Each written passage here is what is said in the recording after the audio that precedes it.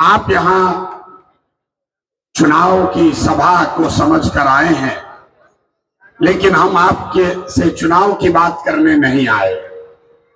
हम आपसे वोट भी नहीं मांगेंगे। मैं वोट नहीं मांगता हूं। हम आपसे मशवरा करने आए हैं। वोट आपको कैसे देना है ये आपका निर्णय है। हम वोट नहीं मांगते, लेकिन आपके बीच आए हैं, आपसे मशवरे के लिए आए हैं, क्योंकि आपके कौम में पैगंबर साहब ने बताया कि जब आगे का रास्ता न दिखे तो बेशक मशवरे में खैर है। इसलिए इस मशवरे के लिए आए। आपको आज मशवरे की जरूरत है।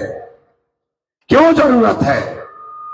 क्योंकि मुसलमानों के लिए आपके हदीस में ये बात कही गई कि हर मुसलमान का ये फर्ज है कि आप अपने बच्चों के साथ इंसाफ कीजिए, उसको अच्छा नाम दीजिए, उसकी अच्छी परवरिश कीजिए। हिंदुओं के किसी ग्रंथ में ये बातें नहीं लिखी गई हैं। हम लोग को यह नहीं बताया गया है कि अपने बच्चे को कैसे रखना है, लेकिन आपके हदीस में ये बात कही गई है। आपको मशवरे की जरूरत इसलिए है कि आज 2/3 से ज्यादा मुसलमान चाह कर भी अपने बच्चों के साथ इंसाफ नहीं कर पा रहा है। अपने बच्चों के साथ आप इंसाफ नहीं कर पा रहे, इसलिए आपको बैठकर मशवरे की जरूरत है। आपको मशवरे की जरूरत इसलिए है कि आपके कुरान में उसका पहला शब्द, अल्लाह का जो पहला शब्द है इकरा, इकरा बिस्मे रब्बिकल लजी खलक, आपकी पहली आयत है। और जिस कुरान का पहला शब्द है इकरा, वो कौम आज देश की सबसे अनपढ़ कौम बन गई है। और यहां बैठा हुआ कोई मुसलमान इसकी चर्चा नहीं कर रहा है कि हमारे बच्चों की पढ़ाई कैसे होगी। इसलिए आपको मशवरे की जरूरत है। मशवरे की जरूरत इसलिए है कि आपके बाप दादा पुरखों में जिन्होंने इस देश की आजादी के लिए अपना खून पसीना बहाया, आज उसी देश के पार्लियामेंट में CA/NRC का कानून बन गया। उसी देश के पार्लियामेंट में वक्फ बोर्ड पर कानून बनाने की बात हो रही है। ऐसे कानून बनाए जा रहे हैं जहां से मुसलमानों को डर लग रहा है, मुसलमान अपने को असहज और असुरक्षित महसूस कर रहा है। इसलिए आपको मशवरे की जरूरत है। लेकिन सबसे ज्यादा मुसलमानों को मशवरे की जरूरत इसलिए है कि जिसको आपने हराया या जिसके आप खिलाफ हैं, जो विचारधारा से आप लड़ रहे हैं, वो तो आपका नुकसान कर ही रहा है। लेकिन जिन दलों को, जिन नेताओं को 10 करोड़ मुसलमानों ने इस देश में वोट दिया है, जब आपके समाज का कोई बच्चा रोड पर मार दिया जाता है, तो जिन लोगों ने 10 करोड़ मुसलमानों से वोट लिया है, वो भी आपके बच्चों के हक की बात नहीं कर रहे हैं। इसलिए मशवरे की जरूरत है। इसलिए आए हैं, आपसे मिलने आए हैं। बेलागंज जीतने हारने की बात नहीं है मेरे भाई। बेलागंज जीतने हारने की बात नहीं है। वो तो आप जीतोगे ही जीतोगे, कोई नहीं रोक सकता है आपको। हमने वो रास्ता दिखा दिया है। वो रास्ता दिखा दिया जहां लालटेन भी आपका, किरासन तेल भी आपका, तो रोशनी भी आप ही के घर में होनी चाहिए। ये नहीं होगा कि लालटेन दूसरे का, किरासन तेल बनकर जले आप और रोशनी किसी दूसरे के घर में हो। अब ये बिहार में नहीं चलेगा। नहीं चलेगा ना भाई? एक बार बताइए, चलेगा कि नहीं चलेगा? नहीं चलेगा ना? तो आपकी जिम्मेवारी ये नहीं है कि सब मुसलमान इकट्ठा हो जाए। आपकी जिम्मेवारी ये नहीं है कि बेलागंज से अमजद भाई जीत जाए। आपके कंधों पर इतनी बड़ी जिम्मेवारी है कि यहां से आप वो रास्ता निकालिए जिससे पूरे बिहार में मुसलमानों को और उन सारे हिंदुओं को जो मुसलमानों के साथ मिलकर एक नया बिहार बनाना चाहते हैं, उनको एक नया रास्ता दिखे। और आपकी लड़ाई किसी समाज से नहीं है, मैं आपको बता रहा हूं। आपकी लड़ाई यादवों से नहीं है, आपकी लड़ाई किसी जाति से नहीं है, ब्राह्मण भूमिहार से नहीं है, दलित से नहीं है। आपकी लड़ाई एक विचारधारा से है जिसका रिप्रेजेंटेटिव है भाजपा। तो अगर भाजपा को हराना है तो लोहे को लोहा काटता है। विचारधारा आधारित संघ की बनाई हुई व्यवस्था से लड़ना है तो विचारधारा आधारित ही नई व्यवस्था बनानी पड़ेगी। वो जातियों के गठजोड़ से नहीं होगा।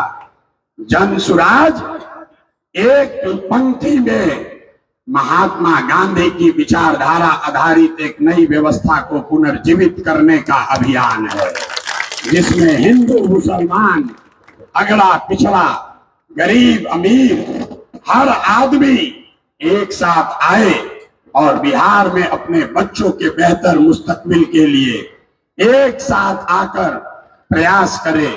जैसे आजादी से पहले देश को आजाद कराने के लिए लोगों ने कांग्रेस में एक साथ मिलकर जाति धर्म को भूलकर लोग एक साथ आए और गांधी जी के नेतृत्व में लोगों ने वोट नहीं दिया। गांधी जी के नेतृत्व में लोगों ने वो व्यवस्था बनाई जिससे अंग्रेजों को यहां से मारकर भगाया गया। तो अगर बिहार में गरीबी को हटाना है, अपने बच्चों के पढ़ाई की व्यवस्था करनी है, अपने बच्चों का पलायन रोकना है, ये सुनिश्चित करना है कि आप में से किसी का बच्चा अगले बरस से 10-12 हजार के नौकरी के लिए अपने माँ बाप पति पत्नी को छोड़कर बाहर न जाए, उसके लिए ये व्यवस्था बनानी है। ये बड़ी जिम्मेवारी आपके कंधे पर है। एक विधायक के जीतने से कुछ नहीं होता है, एक विधायक के जीतने से कुछ नहीं होगा। सबको विधायक के जीतने से कुछ नहीं होगा। हमें वो रास्ता मिलकर बनाना है जिससे सारे विधायकों के जीतने का रास्ता बने।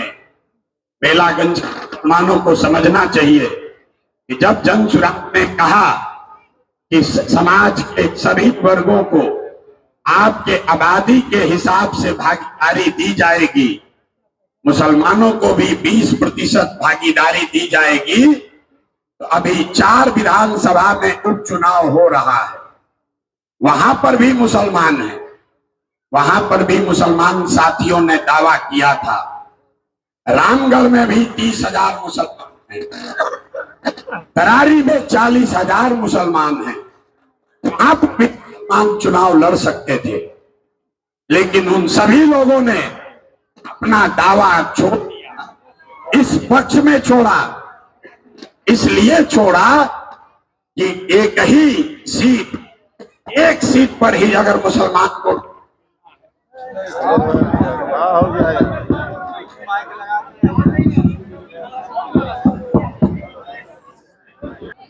आपके बेलागंज के पक्ष में 3 विधानसभा में 2 विधानसभा से मुस्लिम साथियों ने अपना दावा वापस लिया है कि न भैया, सबसे ज्यादा मुसलमान अगर बेलागंज में है और 4 में 1 हिस्सा अगर मुसलमानों को मिलना है तो आप बेलागंज में मुसलमान को लड़ाइए, हम लोग अपना दावा छोड़ रहे हैं।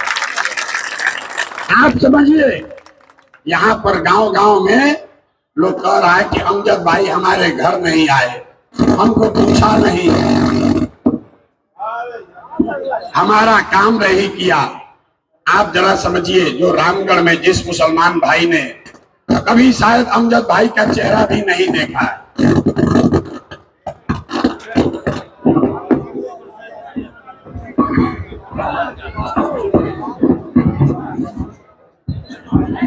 तरारी में जिस मुसलमान ने बेलागंज के किसी मुसलमान से बातचीत भी नहीं की है, उसने भी मुसलमानों का हक बना रहे इसके पक्ष में अपना दावा छोड़ा है। और बेलागंज का मुसलमान कह रहा है अमजद भाई हमारे घर नहीं आए हैं तो हम उनको कैसे वोट देंगे। मेरे भाई, ये आपकी जिम्मेवारी है, दूल्हा आपका है तो सबसे पहले आपको चलना पड़ेगा। जब दूल्हा का घर वाला ही नहीं चलेगा तो बारात कैसे सजेगी? बारात कैसे सजेगी? दूल्हा आपका है, घोड़े पर आपका दूल्हा बैठा है, इसलिए आपकी जिम्मेवारी है कि न सिर्फ आप अपने दूल्हे के साथ चलिए, बल्कि जो जो लोग भी बारात में चलना चाहते हैं उसको भी साथ लेकर चलिए। और यहाँ सिर्फ मुसलमान अमजद भाई को वोट नहीं दे रहा है, सिर्फ मुसलमान अमजद भाई को वोट नहीं दे रहा है, हमसे लिख कर ले लीजिए, जितने संख्या में मुसलमान अमजद भाई को वोट देंगे, अगर 40,000 वोट अमजद भाई को मुसलमान देंगे तो हमारी बात लिख लीजिए, कम से कम 40,000 हिंदू समाज के लोग भी अमजद भाई को वोट देंगे, निश्चित देंगे। चुनाव के बाद मैं आऊंगा आपके पास विजय की यात्रा में और बूथ वाइज आपको दिखाऊंगा। आप पीछे मत हटिए। ये जो आपके मन में डर बैठाया गया है कि मुसलमान अगर आएगा साथ में तो हिंदू पोलराइज हो जाएगा। हमने 15,000 मुसलमानों को बापू सभागार में बैठाकर बगल में कुरान की आयत पढ़ दी, फिर भी कोई हिंदू नहीं कह रहा है कि भैया आप मुसलमान का बात क्यों कर रहे हैं। हिंदू को आपसे कोई झगड़ा नहीं है। हिंदुओं का एक वर्ग है जो आरएसएस और भाजपा की विचारधारा को मानता है, उससे आपका झगड़ा है, उससे आपकी राजनीतिक लड़ाई है। हिंदुओं से आपकी लड़ाई नहीं है। इस देश में 80% हिंदू रहते हैं, याद रखिए इस आंकड़े को। देश में 80% हिंदू रहता है और भाजपा को 36% वोट मिला है। 80% हिंदुओं के देश में अगर भाजपा को 36% वोट मिला है, इसका मतलब है कि आधे से कम हिंदू ही आज भी भाजपा के साथ चलने को तैयार है। तो आप अभी वक्त की जरूरत इस बात की है कि जो हिंदू विचारधारा के आधार पर आपके साथ चलने को तैयार है, जो गांधी को मानता है, जो बाबा साहब अंबेडकर का मानने वाला है, जो कम्युनिस्ट विचारधारा का है, जो समाजवाद के लोहिया और जयप्रकाश के समाजवाद को मानता है, आपको उनके साथ सामाजिक राजनीतिक गठजोड़ बनाने की जरूरत है। यही फर्क है जन सुराज में और ओवैसी साहब में। इसको बात को ध्यान से समझिए। ओवैसी साहब कह रहे हैं कि मुसलमानों को अपना नेतृत्व खड़ा करना चाहिए। जन सुराज भी कह रहा है कि मुसलमानों को अपना नेतृत्व खड़ा करना चाहिए। लेकिन ओवैसी साहब ये कह रहे हैं कि मुसलमानों को ये काम अपने दम पर करना चाहिए। और जन सुराज कह रहा है कि मुसलमानों को ये काम उन हिंदुओं के साथ मिलकर करना चाहिए जो विचारधारा के आधार पर आपके साथ चलने को तैयार है। अगर आप ये करेंगे तो 50% हिंदू जो विचारधारा के आधार पर आज भाजपा से लड़ रहे हैं और 20% मुसलमान अगर एक साथ हो जाएं तो 40% हिंदू और 20% मुसलमान, आप हुए 60, भाजपा हुई 40 और उसको हर लड़ाई में शिकस्त दी जा सकती है। ये जन सुराज का फॉर्मूला है, ये जन सुराज का फॉर्मूला है जो ओवैसी साहब से अलग है। हम ये कह रहे हैं कि आपका रहनुमा कोई प्रशांत किशोर नहीं हो सकता है। आपका रहनुमा कोई लालू यादव, तेजस्वी यादव, राहुल गांधी नहीं हो सकते हैं। आपका रहनुमा तो आपके कौम के बीच से ही निकलना चाहिए। लेकिन जो भी निकले उसको हिंदुओं के साथ मिलकर काम करना है, तभी वो बात आगे मुकम्मल होगी। वरना सिर्फ हल्ला करने से कुछ नहीं होगा। लोग बताते हैं कि हम जो काम करते थे, मीडिया वाला कहता है कि चुनावी रणनीतिकार थे, चुनाव प्रबंधक थे। गांव देहात में आदमी को बुझाता नहीं है कि भाई ये कौन काम है, ये कौन सा काम है चुनाव प्रबंधन। हम आपको बता रहे हैं, जैसे आपके घर में कोई बीमार पड़ गया, आप डॉक्टर के पास जाते हैं, आप 500, 200, 300 रुपया देते हैं, डॉक्टर साहब वैद्य दवा देता है। आपको कोई मामला फंसता है कोर्ट में, थाने में, आप वकील के पास जाते हैं, वकील साहब 1000-2000 फीस लेकर आपको कानूनी सलाह देते हैं। वैसे ही इस देश में जिसको भी आप बड़ा ताकतवर नेता जानते हैं, जिसको आप टीवी पर देखते हैं, अखबार में पढ़ते हैं, जब ये लोग का चुनाव के समय गाड़ी फंसता है तो ये लोग आपके भाई, आपके बेटे प्रशांत किशोर के पास आते हैं सलाह लेने के लिए। और हमारा फीस 2-4-500 रुपया नहीं है, 2-4-5 हजार भी नहीं, 2-4-5 लाख भी नहीं, 5-10 करोड़ भी नहीं। मेरा फीस है 100 करोड़ या उससे ज्यादा। इतना रुपया लेते हैं बिहार में किसी ने सुना नहीं होगा। 100 करोड़ या इससे ज्यादा रुपया लेते हैं, तब बताते हैं कि चुनाव कैसे लड़ा जाएगा। लेकिन उस पूरे काम को, और हमको यहां मुसलमान को बरगला रहा है, ये भाई प्रशांत किशोर के पास इतना पैसा कहां से आया है, भाजपा वाला दिया होगा। अरे भाई, मुसलमानों की दशा देखिए। हम मजबूती से, ईमानदारी से प्रयास कर रहे हैं, तो आप कह रहे हैं कि इस पर कैसे भरोसा करें। ये आदमी तो इतना मजबूती से काम कर रहा है, जरूर भाजपा वाला पैसा दे रहा होगा। अगर हम मजबूती से नहीं लड़ते तो यहीं का मुसलमान कहता कि आदमी तो बहुत होशियार है, लेकिन मजबूती से लड़िए नहीं रहा। मेरे भाई, ये आपके मन में बैठा दिया गया। यहाँ जितने लोग बैठे हुए हैं, इस्लाम को समझने वाले बड़े बड़े दानिश्वर, आप बताइए, आपके कौम में कहीं पर भी अल्पसंख्यक वर्ड कहीं आया ही नहीं। कहीं आपको ये नहीं कहा गया है कि आप अपने आप को अल्पसंख्यक बताइए, माइनॉरिटी बताइए। अल्पसंख्यक कोई जाति धर्म नहीं है, अल्पसंख्यक एक मानसिकता है। ये साइंस है, इसको समझिए। आपके मन में इतनी ज्यादा राजनीतिक बंधुआ मजदूरी घुसा दी गई, इतना डरा दिया गया कि मुसलमानों ने अपने आप को मुसलमान कहना छोड़कर अल्पसंख्यक कहना शुरू कर दिया। आप मुझे बताइए, किस किताब में लिखा हुआ है कि मुसलमान अल्पसंख्यक है? कहीं नहीं लिखा। किसी हिंदू को आपने ये कहते सुना कि हम बहुसंख्यक है? हिंदू अपने आप को हिंदू कहता है, मुसलमान अपने आप को अल्पसंख्यक कहता है। अल्पसंख्यक, आप समझिए, ये मानसिकता है। वेबस्टर के डिक्शनरी में जाकर पढ़िए।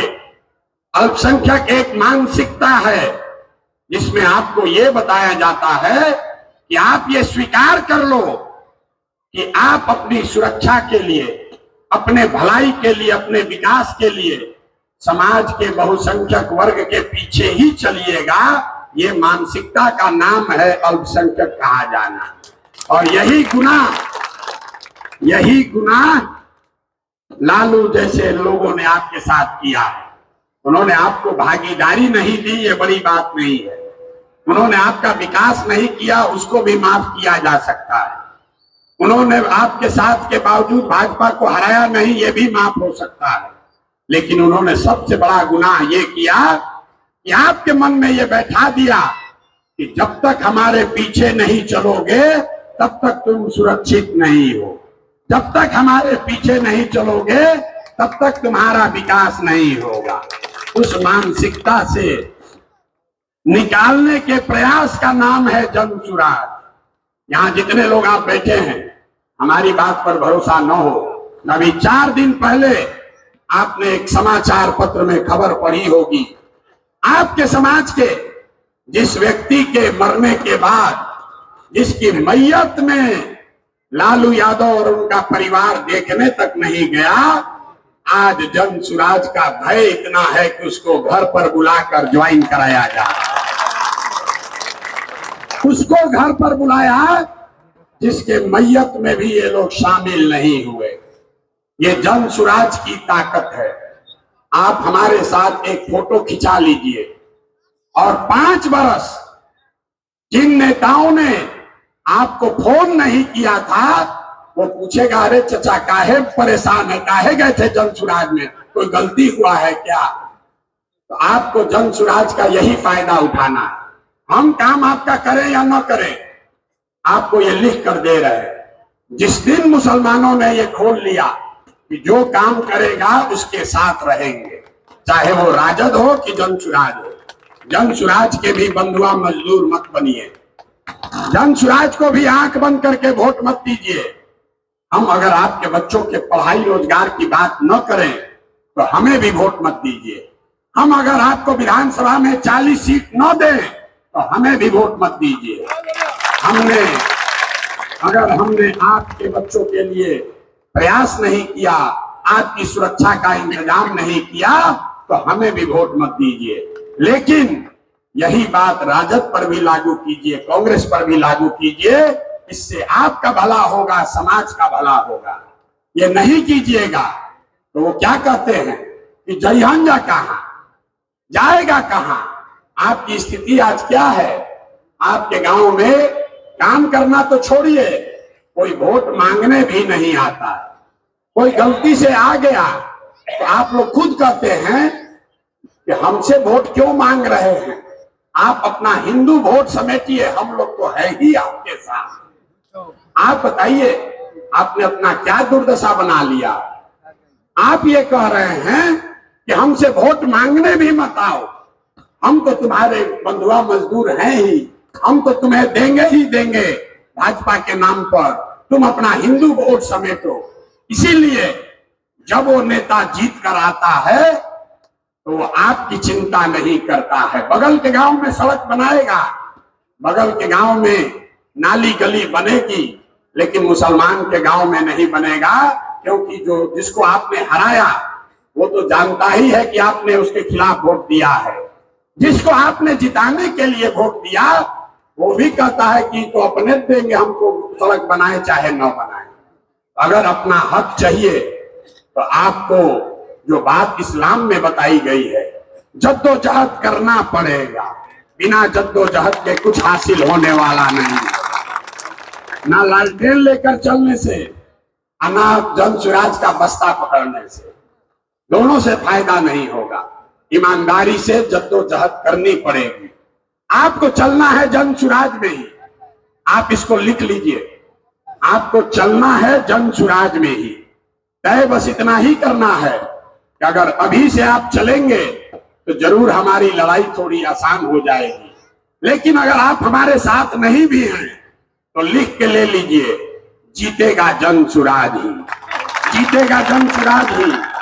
इसलिए नहीं कि मेरा कोई अहंकार है, इसलिए कि आपको, हमको, हमारे गुरुओं ने, हमारे माता पिता ने सिखाया है कि ईमानदारी से किया हुआ प्रयास, ईमानदारी से किया हुआ जद्दोजहद कभी खाली नहीं जा सकता।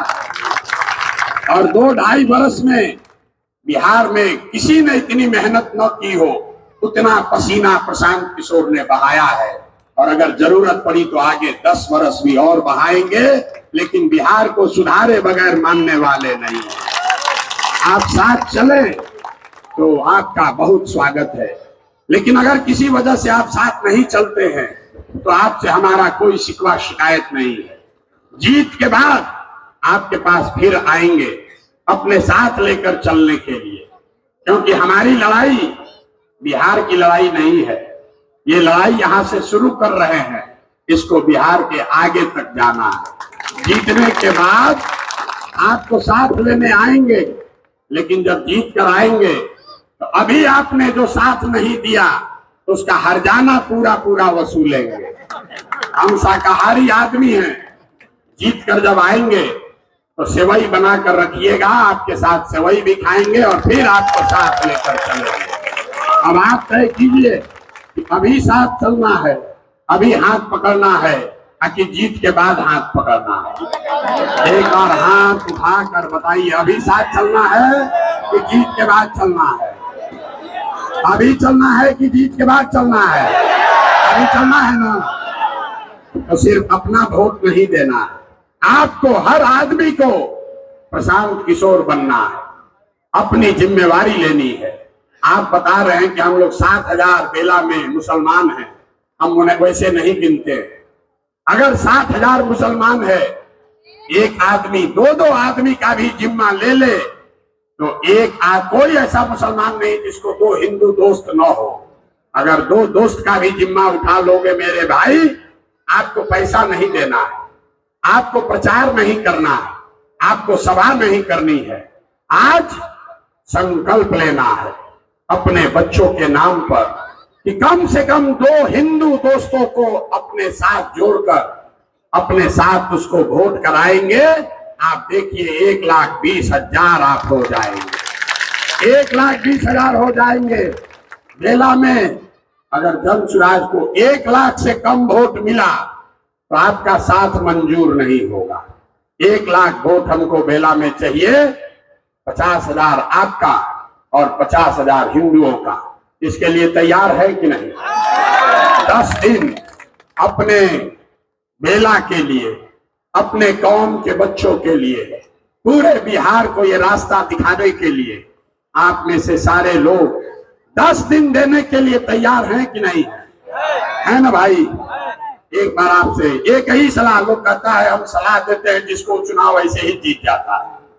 आपको एक ही सलाह दे रहे हैं, आज दिवाली है, कल से शुरू कीजिए।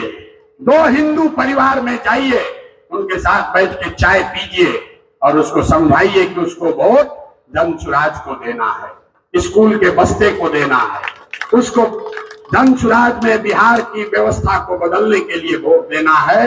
अगर आप साथी ये जिम्मेवारी उठा लेंगे, आप इतना वोट आएगा कि आप जीत नहीं पाइएगा। ये करना होगा। करने के लिए तैयार है कि नहीं है?